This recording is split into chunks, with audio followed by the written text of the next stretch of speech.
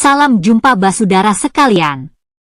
Bertempat di Hotel Grand Avira Kota Ambon diselenggarakan kegiatan orientasi pelopor penguatan moderasi beragama. Berikut berita selengkapnya. Salam jumpa saudara sekalian, saat ini kami berada di lantai 6 Hotel Grand Avira. Kami berada di tempat ini dalam rangka mengikuti kegiatan orientasi penggerak pelopor moderasi beragama yang diselenggarakan oleh Kantor Wilayah Kementerian Agama Provinsi Maluku. Peserta yang ikut dalam kegiatan ini dari para penyuluh agama, lintas agama, juga pengawas lintas agama dan para guru yang tergabung dalam kelompok MGP lintas agama. Kegiatan ini berlangsung mulai dari tanggal 28 September hingga 1 Oktober 2024 dan kegiatan ini dibuka secara resmi oleh Kepala Kantor Wilayah Kementerian Agama Provinsi Maluku. Dan saat ini saya bersama dengan Ibu Pengawas Pendidikan Agama Islam, Ibu Ida Galela, Ketua ya. Dan kami bersama-sama di sini dalam rangka berbicara sedikit tentang moderasi beragama.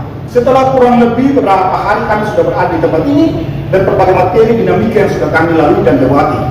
Untuk itu, mungkin Ibu Ida boleh menyampaikan hal-hal yang perlu berhubungan dengan moderasi beragama sebagai pesan bagi masyarakat kita secara menyeluruh sebagai bentuk cara merawat kita dalam merawat bangsa negara melalui moderasi beragama.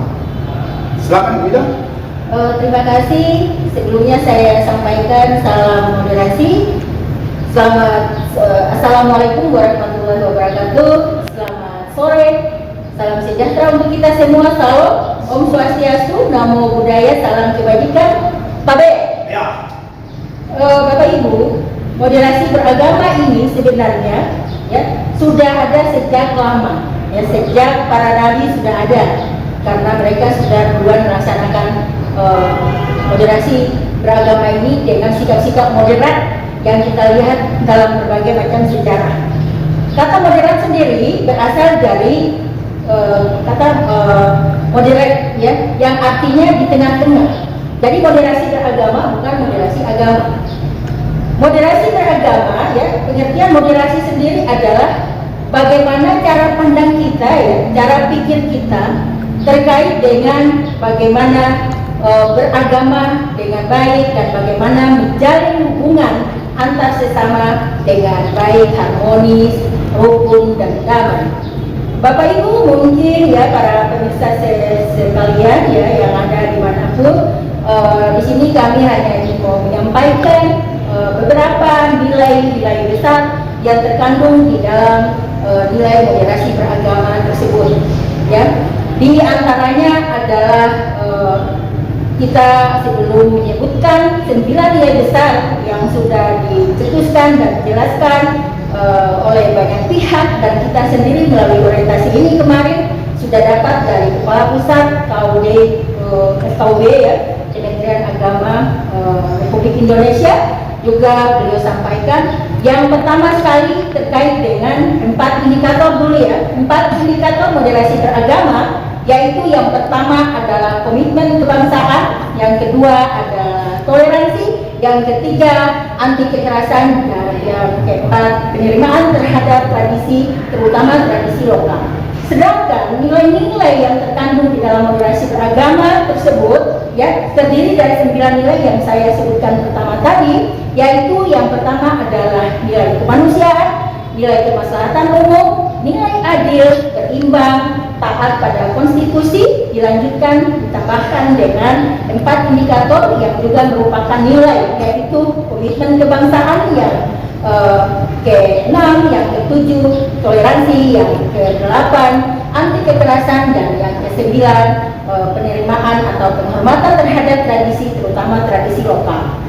Untuk itu Bapak Ibu, mari saya mau mengajak kita bahwa selama ini kita berpikir bahwa moderasi beragama ini sesuatu hal yang baru dan sesuatu hal yang bisa merubah pemikiran kita ke arah yang mungkin agak keliru. Namun ternyata tidak, Yang saya khususnya saya pribadi merasakan bahwa dengan mempelajari lebih mendalam tentang dalam moderasi beragama, ternyata moderasi beragama ini mengajarkan kita untuk bagaimana lebih dekat, lebih kuat membangun hubungan kita dengan Tuhan, ya, dengan Tuhan kita.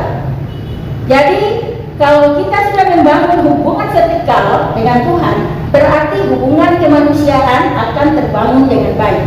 Masalahnya adalah jika hubungan antar sesama kita, antar manusia satu dengan manusia yang lain, antar sesama umat, itu terganggu dan tidak harmonis, berarti iman kita dipertanyakan. Karena Tuhan telah menitipkan nilai-nilai yang begitu luar biasa, tapi kita tidak mengamalkan dengan baik, khususnya dalam hubungan antar sesama manusia. Yang saya mau tekankan di sini yang pertama adalah hubungan itu dulu ya, sebelum saya naik lagi masuk ke komitmen kebangsaan yang akan kita bangun. Hubungan yang saya maksud di sini adalah toleransi. Kata toleransi di sini sebenarnya sudah lama kita dengar, tapi kadang menjadi momok buat kelompok-kelompok tertentu. Ternyata toleransi ini adalah pengertiannya saling menghormati atau saling menghargai, baik antar individu maupun antar kelompok. Jadi toleransi yang dibangun utama dan paling pertama adalah bagaimana kita mentolerir, ya, diri pribadi kita, bahwa kita bisa berdamai dengan diri kita bisa memaafkan, ya, siapapun itu, ya. Kemudian kita membangun toleransi antar sesama umat kita, ya. Bila kita sudah berdamai dengan diri kita, berarti kita sudah bisa membangun, ya, toleransi atau hubungan yang baik antar sesama umat kita. Sesama umat kita dulu ya, misalnya saya seorang muslim, saya harus menjaga hubungan baik antar sesama muslim dulu. Begitupun Pak Yos sebagai seorang Katolik harus membangun hubungan baik dengan sesama umat Katoliknya. Dan begitupun Kristen, Hindu, Buddha atau Konghucu. Semua itu kita bangun dulu ke dalam sesama umat kita, kemudian jika itu sudah baik, kita sambil jalan membangun hubungan antar sesama umat. Islam dengan Katolik, ya, Kristen Islam dengan Kristen, Hindu dengan Buddha, Islam dengan Buddha, Hindu, Konghucu, maupun Hindu dengan Buddha dan Katolik. Seperti itu. Kemudian jika itu sudah terbangun baik, hubungan kemanusiaan pasti, saya yakin pasti tidak ada masalah. Karena di antara hubungan yang kita bangun baik sesama umat maupun antar umat adalah hubungan antar sesama manusia yang berbeda agama. Makanya nilai-nilai kemanusiaan itu akan terbangun pula dengan baik jika kita membangun hubungan kemanusiaan secara universal. Yang kedua, saya naik di komitmen kebangsaan. Bapak Ibu, komitmen kebangsaan ini, ya, sebenarnya, ya, kita sudah tahu sejak dahulu kala. Hanya pada zaman sekarang ini banyak nilai-nilai nasionalis, nilai-nilai Pancasila, nilai-nilai kebangsaan kita sedikit mengalami fluktuasi, ya, malah mengalami penurunan. Ini disebabkan karena tidak lagi memahami terkait dengan nilai-nilai yang ada di dalam 4 pilar. 4 pilar yang saya maksudkan ini adalah sebagai penopang komitmen kebangsaan kita, ya, yang menimbulkan dan menciptakan rasa cinta terhadap tanah air.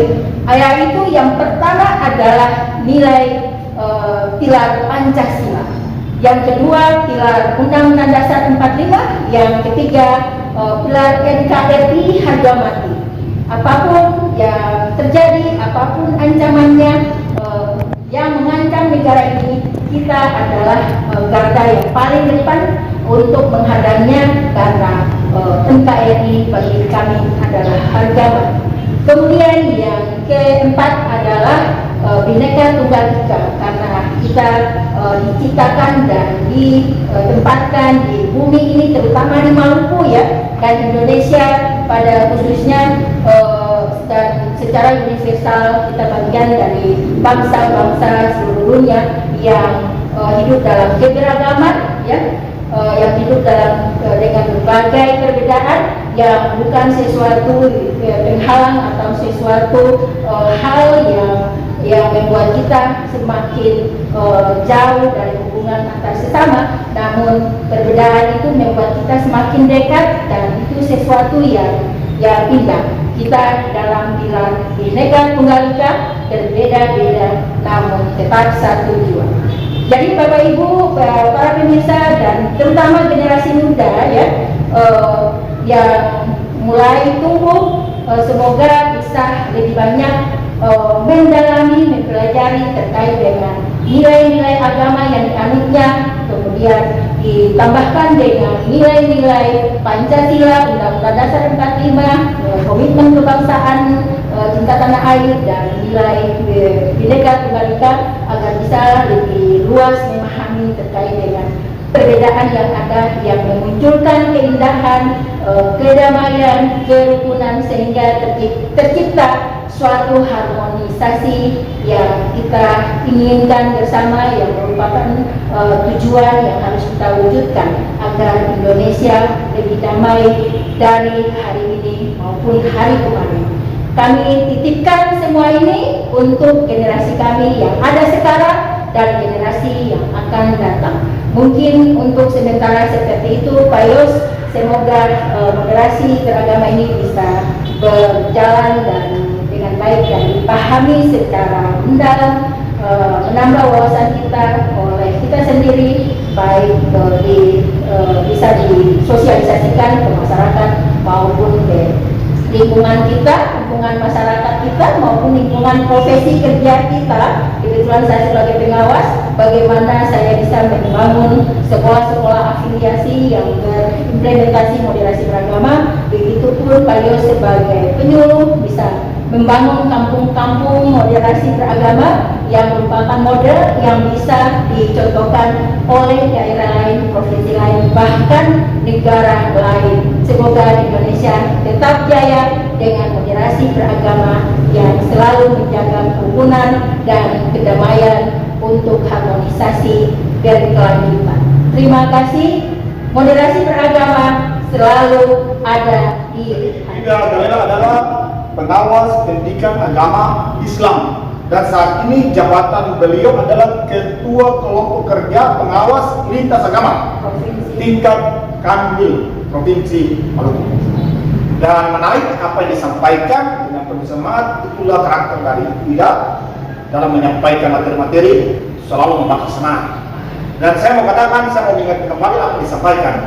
Jadi moderasi beragama itu menyangkut cara sikap, cara pandang, dan cara bertindak dalam hal kita beragama. Tetap kita berpegang teguh pada kebenaran iman, kebenaran kami yang kita miliki, tetapi kita dapat menghormati agama lain dalam hal mereka melangsungkan ibadah mereka maupun ajaran kebenaran yang mereka miliki dan mereka yakini dalam konteks negara kesatuan Republik Indonesia. Dan moderasi yang kita lakukan adalah moderasi beragama, bukan moderasi agama. Ibu Ida jadi sudah pasti bahwa moderasi beragama ini kan solusi yang digagas dan ditawarkan oleh Kementerian Agama ketika melihat berbagai persoalan yang terjadi dalam konteks bangsa dan negara, termasuk persoalan intoleran, radikalisme, hingga terorisme. Lalu gagasan ini digelorakan, dikumandangkan untuk menjadi program pembangunan untuk bangsa dan negara jangka menengah dan mungkin akan berkelanjutan. Bagaimana Ibu Ida sendiri punya pandangan terkait dengan apa yang harus kita lakukan berhubungan dengan moderasi beragama supaya persoalan-persoalan intoleran yang terjadi baik di dunia nyata maupun di media sosial itu boleh diatasi, karena mengingat untuk sampai pada terorisme yang menjadi musuh bersama baik Islam, Katolik, Hindu, Buddha, Kristen, Konghucu, pada prinsip menjadi musuh bersama terhadap teroris itu bermula dari misalnya mentalitas atau sikap-sikap intoleran yang mulai terbangun, itu menjadi gini awal. Bagaimana kita harus bersikap supaya mengatasi sikap-sikap intoleransi seperti itu? Iya. Terima kasih Pak Yos sudah mengingatkan saya lagi ya. Sebenarnya moderasi beragama ini berada di antara tantangan dan harapan. Jadi tantangan yang harus dihadapi oleh moderasi beragama ini ada dua tantangan besar, yaitu tantangan internal maupun tantangan eksternal. Tantangan internal mungkin saya tidak akan jelaskan seluruhnya ya, Bapak Ibu, nanti kita bisa sama-sama berselancar. Tapi saya mau sampaikan terkait dengan tantangan internal, yaitu tantangan keberagaman masyarakat. Tantangan keberagaman masyarakat ini kalau kita tidak sikapi dengan sikap yang moderat, pasti akan kacau. Gitu. Jadi yang kami inginkan adalah keberagaman ini menjadi sesuatu yang lebih indah. Kemudian tantangan yang kedua adalah kesenjangan sosial ekonomi masyarakat. Nah, ini juga kadang sebagai pemicu lahirnya suatu tindakan yang tidak kita inginkan bersama. Mungkin dua tantangan besar ini, di samping ada 7 tantangan ya, yang secara internal itu akan kita bahas nanti ya di satu nilai waktu. Yang jelas itu 2 tantangan utama yang besar yang sering kita hadapi adalah keberagaman masyarakat dan kesenjangan sosial ekonomi. Kemudian yang kedua adalah terkait dengan tantangan eksternal. Tantangan eksternal ini adalah yang salah satunya yaitu terkait dengan adanya intervensi pihak lain. Kemudian yang kedua adalah adanya jaringan narkoba, yaitu yang sudah jaringannya secara internasional ya, yang kita ketahui bersama ya. Kemudian ada satu yang paling membuat kita jadi risau adalah tantangan perang pemikiran. Perang pemikiran ini karena kita banyak sebenarnya yang eksternal, tapi kita himpun dalam suatu tantangan besar, yaitu tantangan perang pemikiran. Jangan, kalau kita tidak mengisi pemikiran kita, cara pandang kita tadi dengan nilai-nilai moderasi yang luar biasa, berarti kita akan terbawa dengan pemikiran-pemikiran yang keliru, pemikiran-pemikiran yang menipu, pemikiran-pemikiran yang menyesatkan. Untuk itu, mari saya ajak kita semua untuk mindset kita ini perlu diperbaharui dan diisi dengan nilai-nilai moderasi, yaitu di mana di dalam nilai-nilai moderasi itu terkandung ya nilai-nilai agama dan nilai-nilai kemanusiaan yang sangat luar biasa. Jadi ada 4 tantangan eksternal, nanti kita akan bahas kemudian. Kemudian karena ini moderasi di antara tantangan dan harapan, ya harapan yang paling kami pikirkan ya saat ini adalah bagaimana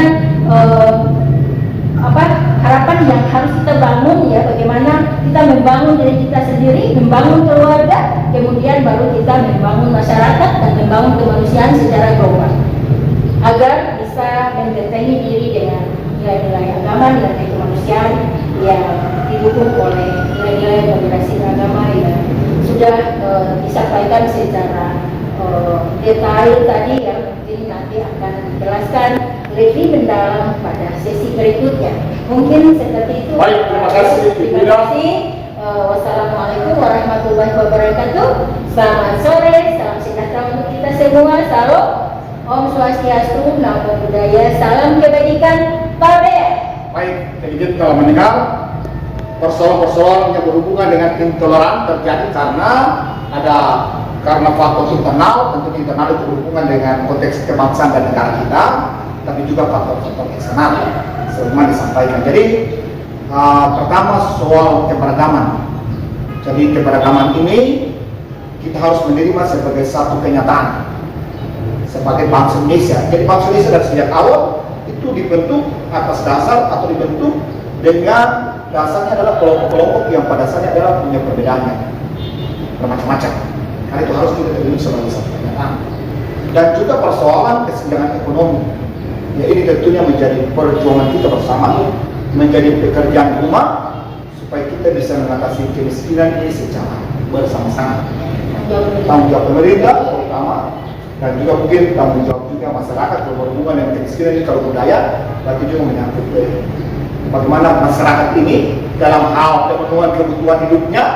Jadi misalnya pendapatannya sekian, jangan sampai lalu bersikap konsumerisme. Tentunya itu pembicaraan kita sampai di sini dulu. Semoga kita dapat menggelorakan moderasi beragama untuk merawat bangsa dan negara supaya kita tetap NKRI harga mati. Insya Allah akan dilanjutkan dengan nilai-nilai yang terkandung di dalam kitab masing-masing agama, ya, dari Payus, Katolik, dan teman-teman yang Kristen, Hindu, Buddha, Konghucu maupun dari saya. Insya Allah kita akan satukan untuk akan Baik. kedamaian di tanah kita ini, terutama tanah Maluku dan Timor. Betul. Terima kasih. Kita satukan dalam konteks negara kesatuan Republik Indonesia dengan berideologi Pancasila.